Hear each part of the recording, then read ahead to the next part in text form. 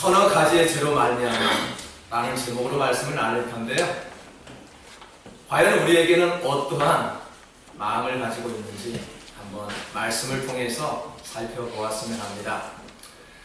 사람은 태어나는 시기부터 죄인이라는 사실을 알고 있을 때 우리는 비로소 예수님이 절대적으로 필요하다는 것을 느끼게 됩니다. 이것을 우리는 신학에서 원죄라고 이야기합니다. 인간은 어떤 상태에서 태어나든지 어떤 환경에서 자라고 어떤 신분을 가지고 생활을 하든지 우리 모두는 다 죄인입니다. 이렇게 죄인으로 태어났습니다. 최초에 우리의 의인이라고 말했던 성경 기자들이 있지요. 최초의 의인이었던 그런 아벨과 노아와 아브라함 그리고 다윗도 예수 그리스도를 믿어 우리 스스로 하나님께서 의롭다함을 받은 우리도 역시 죄인이었습니다. 우리가 죄인으로 사는 사람은 지금 자수하여 감옥에 있지요. 구원받고 죄사함을 받기 위해서라면 우리는 교회를 다니고 있지 않습니까? 죄는 한 가지만 있어도 죄인입니다. 욕심이 과하면 죄가 되지요.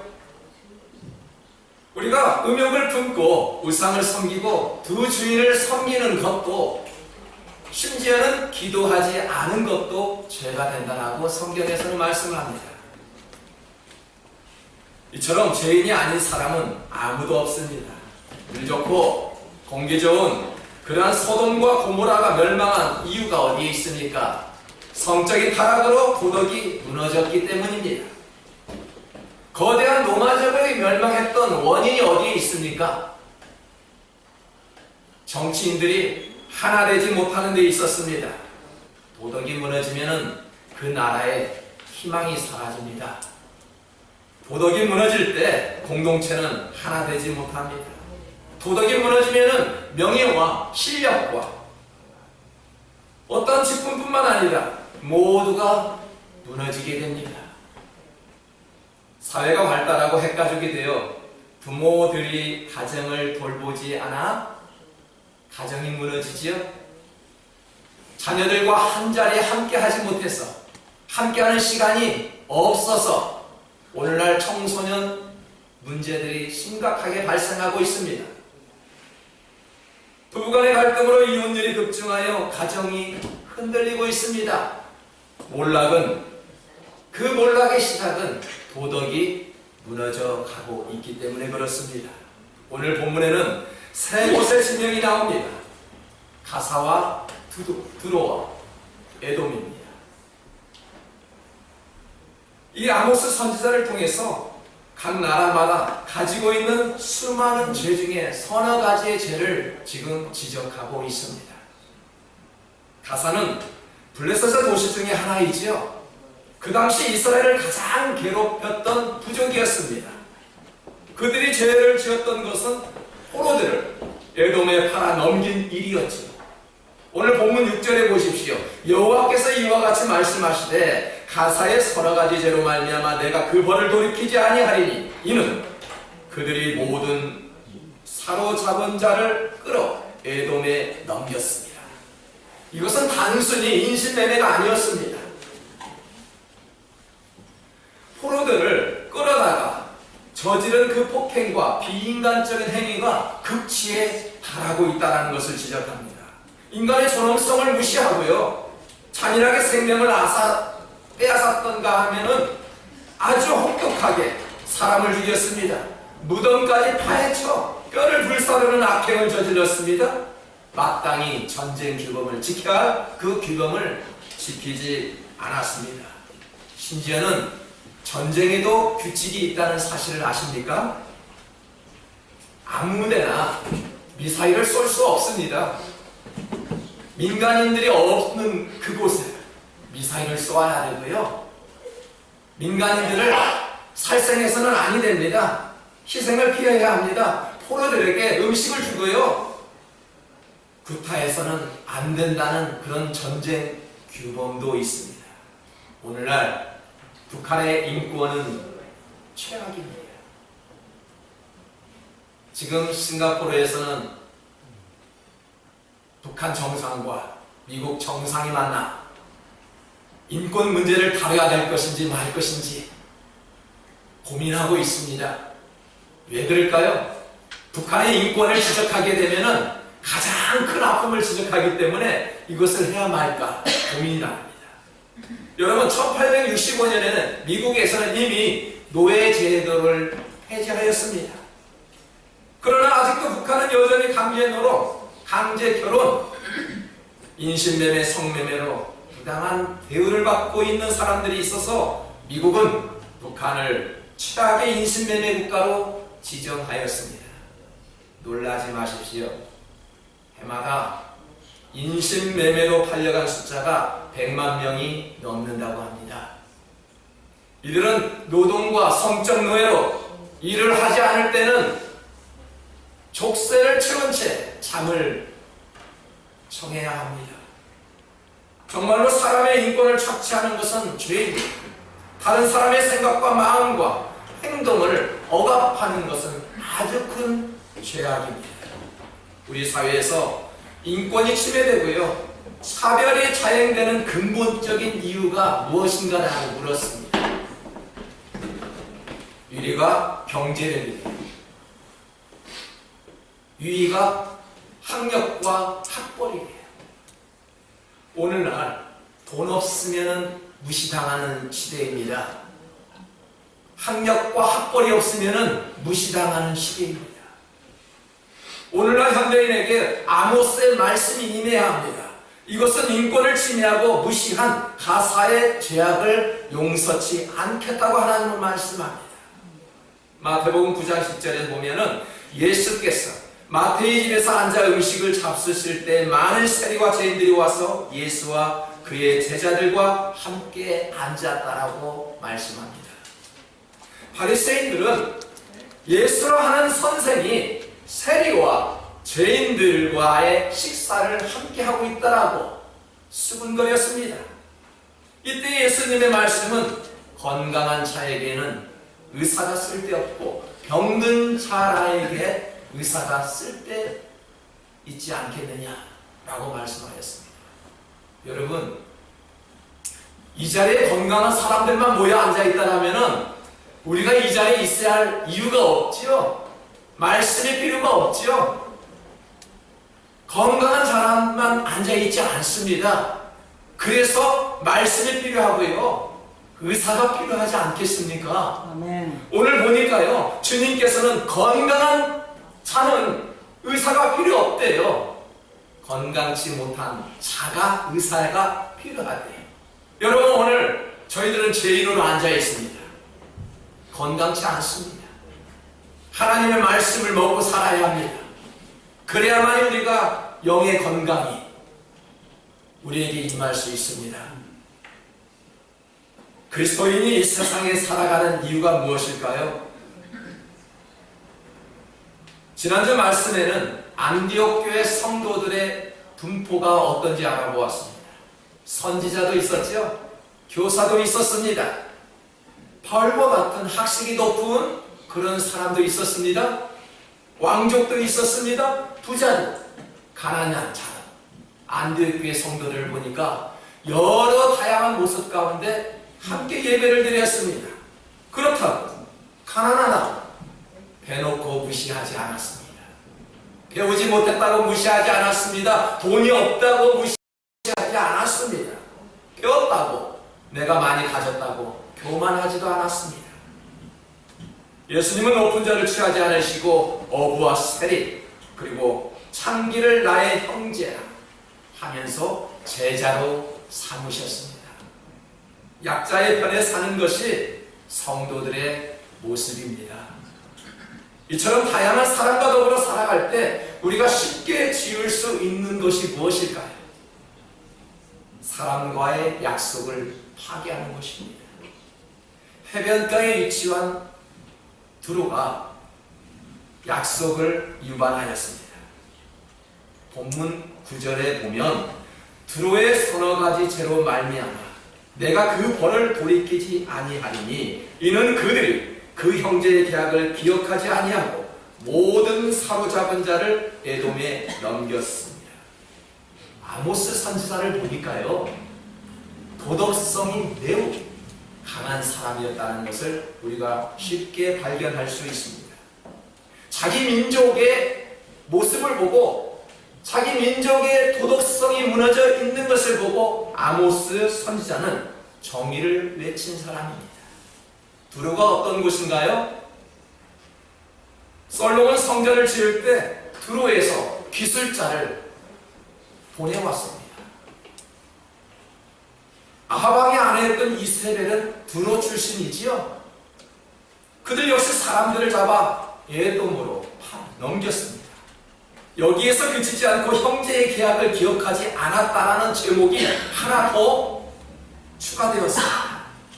자신의 이익을 위해서 상대방과의 약속을 깨트리는 행위는 죄악임이 분명히 기록되고 있습니다.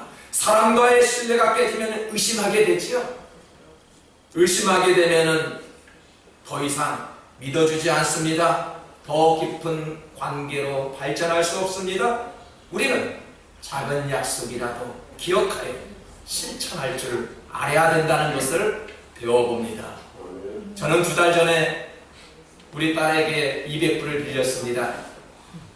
그런데 까마득하게 제가 그 사실을 잊어버리고 며칠 전에 딸이 그러더군요. 아빠, 내가 돈을 빌려줬는데 깜짝 놀랐습니다. 돈을 분명히 받은 것이 정확히 기억됩니다. 근데 제가 잊었던 거예요. 딸이 말해주지 않았으면 저는 영원히 제 머릿속에서 사라질 뻔했습니다. 여러분, 우리가 두로의 죄를 교훈 삼아 이렇게 기도했으면 좋겠습니다. 하나님, 제가 의도하지 않게 누군가의 피해를 끼쳤다라면 기억나게 하여 주셔서 하나님, 제 곁에 두신 이웃을 소중히 여기며 그들에게 분노 대신 긍휼함으로 베풀게 하여 주시고 사랑과 성실로 대하게 하여 주옵소서. 우리 그런 기도를 좀 했으면 좋겠습니다. 여러분, 우리가 은혜를 받고 은혜를 잊어서는 아니 됩니다. 기억을 되찾아 은혜는 은혜로 갚아야 합니다. 요셉이 감옥에 있을 때 술 맡은 관원장의 꿈을 해석하였습니다. 그 꿈을 이렇게 해석하였죠. 당신은 이 감옥에서 나가 복직할 것입니다. 만약에 그렇게 된다면 나를 기억하고 오늘 이 시간의 은혜를 기억하고 나도 이 감옥에서 나갈 수 있도록 도와달라고 그렇게 부탁하였습니다. 술 맡은 관원장이 요셉의 말대로 감옥에서 나갈 수 있었고 높은 자리에 다시 복직할 수 있었습니다. 그런데 말입니다, 창세기 40장 23절에 보면은 술 맡은 관원장이 요셉을 기억하지 못하고 그를 잊었다라고 말씀합니다.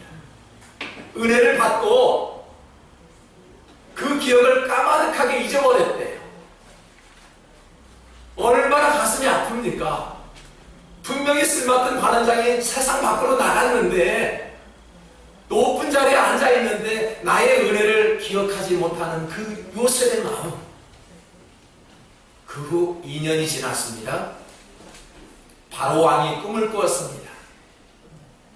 점술과 그 많은 지혜자를 불러 모아 꿈을 이야기했더니 아무도 해석해주는 사람이 없었습니다. 이때 술 맡은 관원장이 2년 전 자신의 꿈을 해석했던 요셉이 생각났습니다. 요셉을 감옥에서 불러냈습니다. 왕의 꿈을 해석해달라. 요셉은 꿈을 해석하고 그 순간 왕은 그리고 모든 신하는 좋게 여겼다라고 성경은 기록됩니다. 이때 어떻게 되었을까요? 요셉은 일이 되기로 총리까지 되고 말았습니다. 그 은혜를 기억하고 그 요셉을 불러주었더니 노예가 총리까지 변화되었다는 사실입니다. 여러분, 은혜를 은혜로 갚아야지 은혜를 원수로 갚아서는 아니 됩니다. 사람들에게 서너 가지의 죄가 있다면 무엇일까요? 그것은 바로 은혜를 잊어버리는 것이 죄래요. 여러분, 은혜를 잊어버리는 것이 죄랍니다. 혹시 은혜를 받은 것을 가지고 있는데 숨기고 계십니까? 분명히 성경은 그것이 죄라고 이야기합니다. 본문 11절에 보니까 에돔의 서너 가지 죄는 은혜를 원수로 갚는 죄였습니다. 에돔의 서너 가지 죄로 말미암아 내가 그 벌을 돌이키지 아니하리니 이는 그가 칼로 그의 형제를 쫓아가며 궁유를 거리며 항상 맹렬히 화를 내며 불을 끊없이 품었습니다. 하나님께서 미워하신 에돔의 죄악은 형제를 긍휼히 볼 줄 모르고 항상 분을 품고 무자비한 일을 행했다는 것입니다. 모세는 에돔을 이스라엘의 형제라고 불렀지요. 맞습니다. 저와 여러분은 영적 가족이요, 형제요, 자매라고 합니다. 출애굽을 했던 그런 모세는 에돔 왕에게 한 가지를 제안합니다. 어떤 제안을 할까요? 우리가 당신의 땅을 지나가게 하소서. 우리가 지나갈 때 당신의 채소밭에 가서 열매도 먹지 않고 물도 먹지 않겠습니다. 다만 당신의 땅을 지나가게 하소서 라고 부탁하였습니다. 이때 민수기 20장 18절에 보니까 이런 말씀이 있습니다. 에돔 왕이 대답하되 너는 우리 가운데 지나가지 못하리라. 내가 칼을 들고 나아가 너를 대적할까 하노라. 무슨 말이에요? 모세가 이스라엘 백성들을 이끌고 에돔 땅에 좀 가고 싶은데 에돔 왕은 갈 수 없다. 형제로 여겼던 그 에돔의 왕이 당신들은 갈 수 없다라고 지금 말하고 있는 것입니다. 우리의 속담에는 이런 말이 있습니다. 원한은 바위에 새기고 은혜는 물에 새긴대요. 무슨 말씀일까요? 우리 인간에게는 자기 보호 본능이라는 것이 있습니다. 누구나 자기 방어하는 것이 있지요.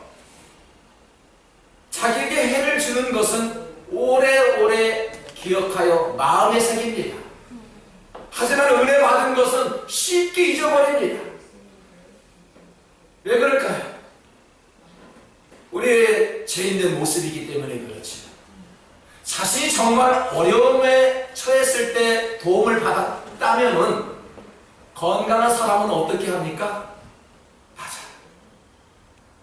내가 이 은혜를 평생 잊지 말아야지. 그렇게 생각하지? 건강한 사람이라면은 반드시 기회가 되면은 은혜를 갚아야지. 그게 건강한 사람입니다. 그런데 문제는 시간이 흐를수록 그 은혜를 까마득하게 잊어버리지요. 그것을 당연하게 생각합니다.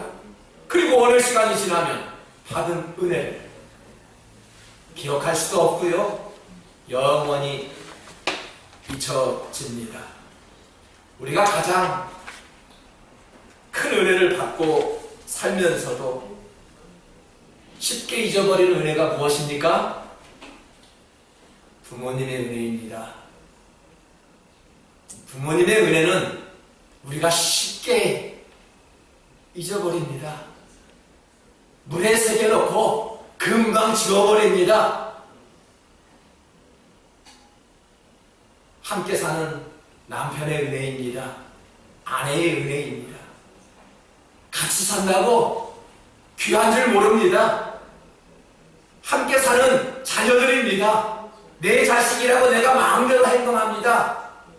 마음대로 이리 가라 저리 가라 합니다. 여러분, 자식들의 마음을 빼앗고요 행동을 제약하게 된다면 그것도 제약입니다. 우리 함께 신앙생활하는 성도들의 은혜입니다. 그런 은혜를 우리는 가볍게 생각합니다. 왜요?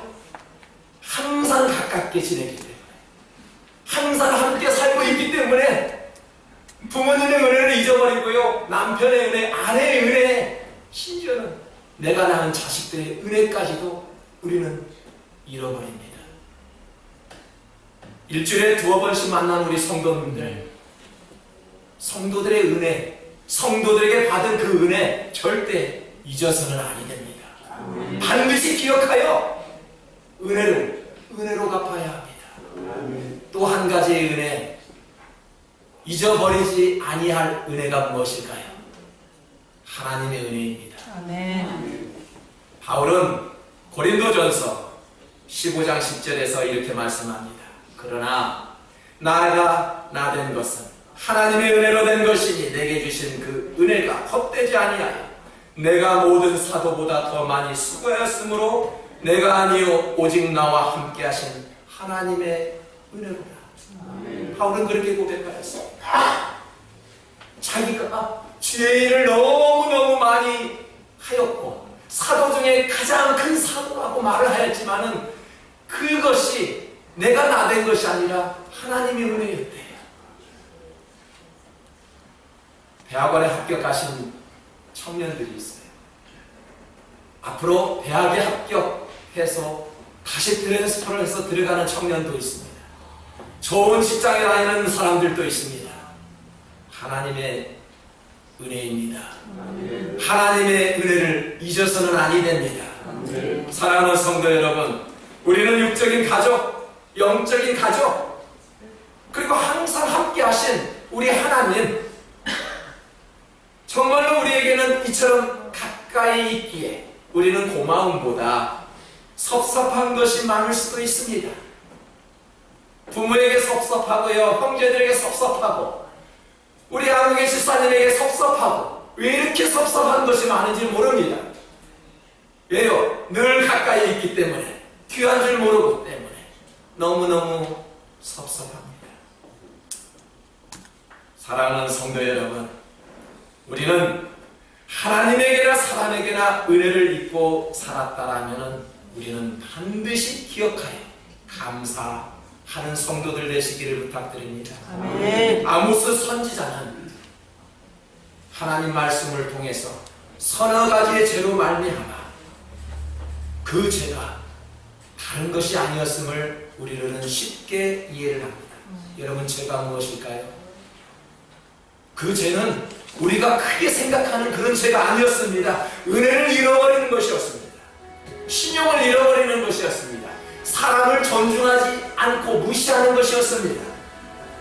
말씀으로 보자면 우리는 도덕성은 잃지 않아 균형 있는 삶을 살아가는 우리 선한 믿음교회 성도들 되시기를 주님의 이름으로 축복합니다. 기도합니다.